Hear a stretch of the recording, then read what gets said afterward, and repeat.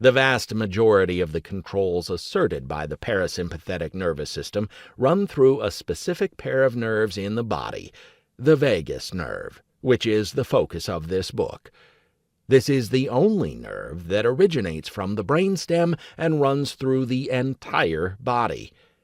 The vagus nerve, actually the vagus nerves, as there are two paired structures, with one present on each side of the body, is responsible for regulating control of the heart, lungs, muscles of the throat and airway, liver, stomach, pancreas, gallbladder, spleen, kidneys, small intestine, and part of the large intestine.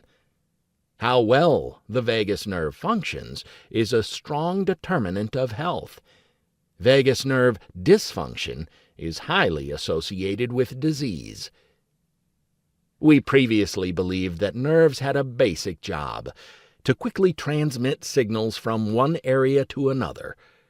We are now learning that the extent of the messages and signals transmitted by the vagus nerve are far vaster and more important than we initially realized. In fact, it is the direct link between the brain and the gut microbiome. The vagus nerve is the single most important communication pathway regarding digestion, nutrient status, and the ever-changing population of bacteria, viruses, yeast, parasites, and worms that live within our digestive tracts. Balance between the two branches of the autonomic nervous system is crucial to living life fully.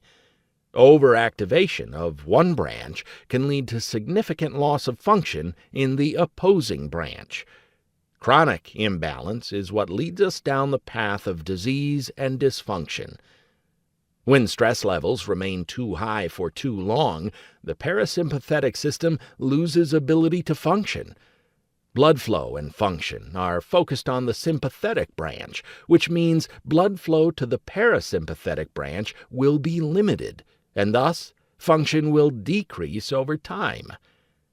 The opposite is also true, as overactivation of the parasympathetic system can slow our ability to deal with potential stressors and create risks to your survival.